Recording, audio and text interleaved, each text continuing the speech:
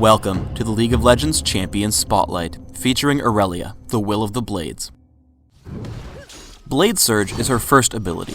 It's a single target blink strike, dealing physical damage and applying on-hit effects. If it kills the target, the full cooldown and part of the mana cost is refunded. Hiten Style is a passive-active ability. Just by learning it, Irelia will heal after every attack she makes.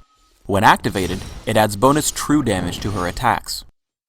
Equilibrium Strike is Irelia's third ability.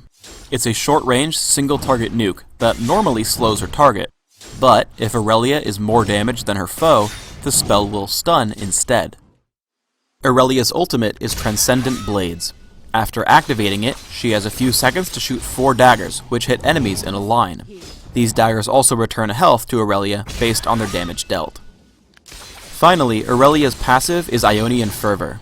When she is near enemy champions, crowd control effects like slows and stuns are shorter.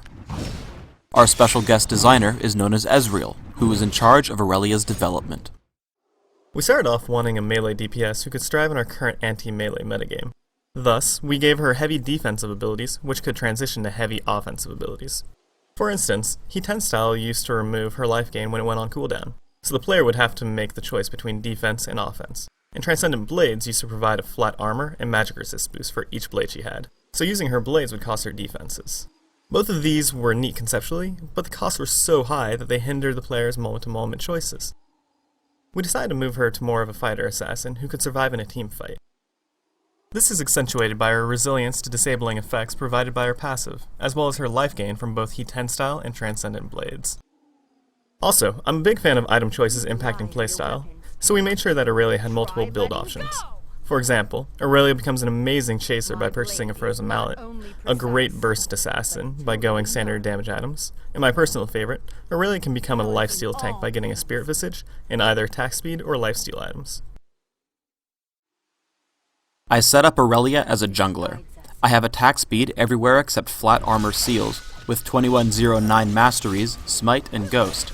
I open up with an elixir of fortitude and 5 health potions. For your jungle pattern, take out the wolf camp with smite, and use Hiten Style to clear the golem camp as well. Immediately run to the enemy lizard camp, but run around the far side because it's safer if your enemies use wards, and you have the possibility of ganking the opposing jungler depending on his pattern. This should allow you to gank top lane by 3 minutes 30 seconds, with a slow from lizard and a stun from Equilibrium Strike, with ghost available as well. If you're laning with Irelia, and for the rest of your item needs, just follow the in-game recommended items. Finally, for my skill build, I max Hiten Style, followed by Equilibrium Strike, with 1 point in Blade Surge. Irelia is a very deadly champion. I run into the enemy jungle to find Udyr, and when I do, I'm able to kill him in a direct 1v1. However, the difficulty when ganking enemy junglers is that their teammates are closer than yours. Though I kill Udyr and dodge Corki's first missile, I fail against Lux's Lucent Singularity, giving her the golem buff. It bears repeating that when a teammate gets ganked on your side of the map, you should immediately come to help. While I would have been able to kill Udyr, Corki's early arrival means a death instead. One of the strongest points to any melee champion is dueling a ranged one. For a champion like Corki who relies on skill shots, always juke in between attacks when the skill shots come off of cooldown.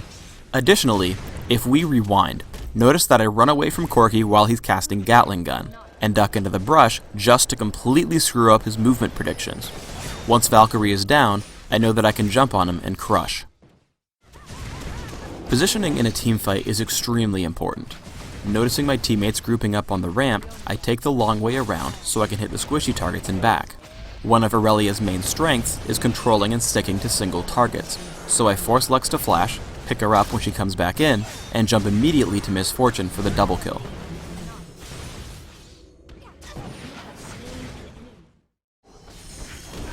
Let's show off some more tricks. Blade Surge into an immediate Equilibrium Strike gives me a stun. But the major point is how I move between attacks so that I can be in front of Lux for when she recovers from the stun. Unfortunately, Frozen Mallet Udyr just barely keeps me out of range for the follow-up, but without his help, I could have taken her down even through Light Binding and Lucent Singularity. For those times where you're having trouble sticking to an enemy, Transcendent Blades will come in handy. Because shooting them doesn't affect your movement, it's a great finishing skill. Even though Corky flashes and I'm rooted, I finish him off. And later with Misfortune, I get her after she flashes as well.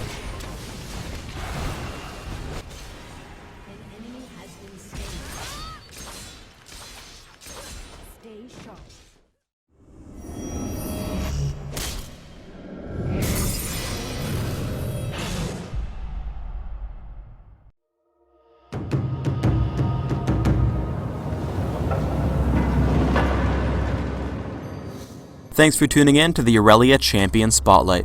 I encourage you to use Irelia against your enemies, because They will not prevail.